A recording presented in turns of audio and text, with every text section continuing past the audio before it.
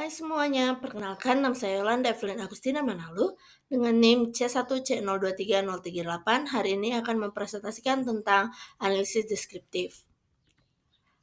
Kali ini kita akan mempelajari tentang pengertian analisis deskriptif, manfaat dari analisis deskriptif, metode dalam analisis deskriptif, dan langkah-langkah dalam melakukan analisis deskriptif. Kita memasuki materi pertama, yaitu pengertian dari analisis deskriptif. Analisis deskriptif ini adalah jenis penelitian data yang membantu dalam menggambarkan, menjelaskan, dan merangkum poin-poin data sehingga pola-pola tersebut dapat diidentifikasi sesuai dengan semua karakter data yang ada.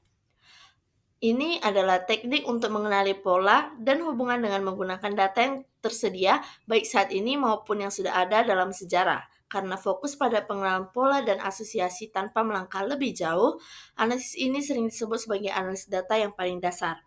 Tujuan dari analisis deskriptif ini adalah untuk menyajikan data dengan cara yang lebih terstruktur dan mudah dipahami. Dengan menggunakan metode ini, kita dapat mengidentifikasikan pola, tren, dan karakteristik data yang sedang dianalisis. Selain itu, analisis deskriptif juga dapat digunakan untuk membandingkan data dari beberapa kelompok atau variabel yang berbeda. Kemudian, manfaat dari analisis deskriptif yang pertama ada mengkomunikasikan data yang lebih sederhana. Analisis deskriptif ini membantu mengubah data yang kompleks, terutama data dalam bentuk angka, menjadi informasi yang lebih mudah dipahami. Yang kedua ada memungkinkan perbandingan performa. Perusahaan atau bisnis dapat menggunakan analisis deskriptif untuk membandingkan kinerja mereka dengan pesaing atau untuk melihat bagaimana alur produksi mereka berjalan. Yang ketiga ada meningkatkan metode pengumpulan data. Analisis deskriptif melibatkan proses pengumpulan data yang lebih baik. Ini memastikan bahwa data yang dianalisis adalah data yang relevan dan berkualitas tinggi. Yang keempat ada analisis lebih lengkap. Analisis deskriptif ini tidak hanya terbatas pada pengolahan angka-angka saja. Ini juga memungkinkan visualisasi data melalui grafik, diagram, atau bahkan peta panas. Dan yang terakhir ada menggunakan sumber data yang variatif. Analisis deskriptif ini sering melibatkan pengumpulan data dari berbagai sumber yang beragam. Hal ini dapat mencakup data dari survei, data historis, atau data dari berbagai departemen perusahaan. Kemudian kita memasuki metode analisis deskriptif. Yang pertama ada statistik deskriptif. Hal ini meliputi penggunaan ukuran tendensi pusat seperti mean, median, dan modus untuk menggambarkan distribusi data.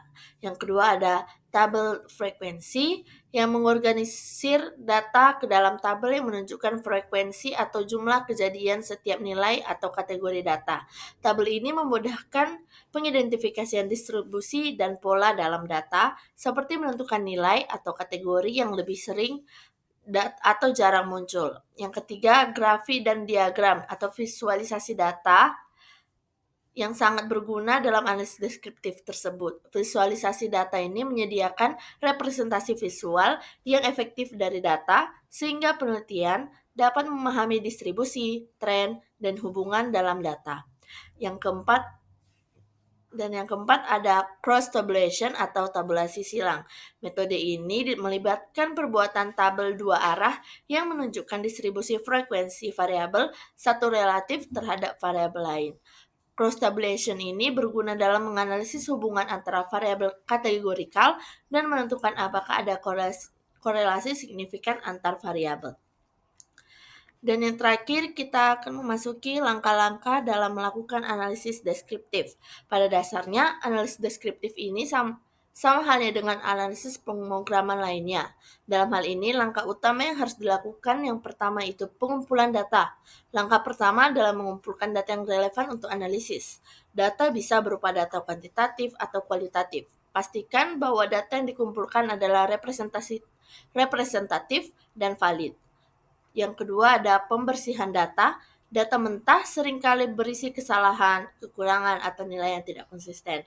Pembersihan data ini merupakan langkah penting sebelum melakukan analisis. Ini termasuk menghapus data yang tidak valid, mengganti data yang hilang, atau memperbaiki kesalahan input data. Yang ketiga ada penyajian data. Data yang telah dibersihkan kemudian disajikan dalam bentuk yang mudah dipahami, seperti di dalam tabel, grafik, atau diagram. Yang keempat, menghitung ukuran statistik. Setelah disajikan dalam bentuk tadi, langkah berikutnya adalah menghitung ukuran pemusatan dan ukuran penyebaran, seperti mean, median, mode, rentang, simpang baku, dan varian untuk mendapatkan gambaran umum mengenai data. Dan terakhir adalah interpretasi hasil. Hasil analisis deskriptif ini harus diimplementasikan untuk memperoleh pemahaman tentang data. Apakah data distribusi tersebut normal? Apakah data outlier yang perlu diperhatikan? Apa yang dapat disimpulkan dari ukuran pemusatan dan penyebaran data? Baiklah, kita memasuki kesimpulan dari materi kali ini. Analisis deskriptif merupakan metode yang digunakan untuk menggambarkan atau menjelaskan data secara sistematif dan terperinci tanpa menarik kesimpulan yang bersifat inferensial.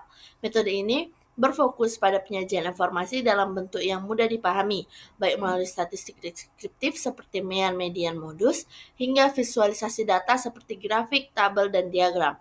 Dalam pelaksanaannya, analisis deskriptif dimulai dengan proses pengumpulan data yang relevan, dilanjutkan dengan membersihkan data, penyajian informasi, hingga penghitungan ukuran statistik dan implementasi hasil. Metode ini sangat penting dalam dunia penelitian dan bisnis karena mampu memberikan gambaran. Manfaat analisis deskriptif ini sangat luas, antara lain menyederhanakan data kompleks, membantu perbandingan performa, meningkatkan efektivitas pengumpulan data, serta memberikan wawasan yang lebih dalam melalui pemanfaatan berbagai sumber data.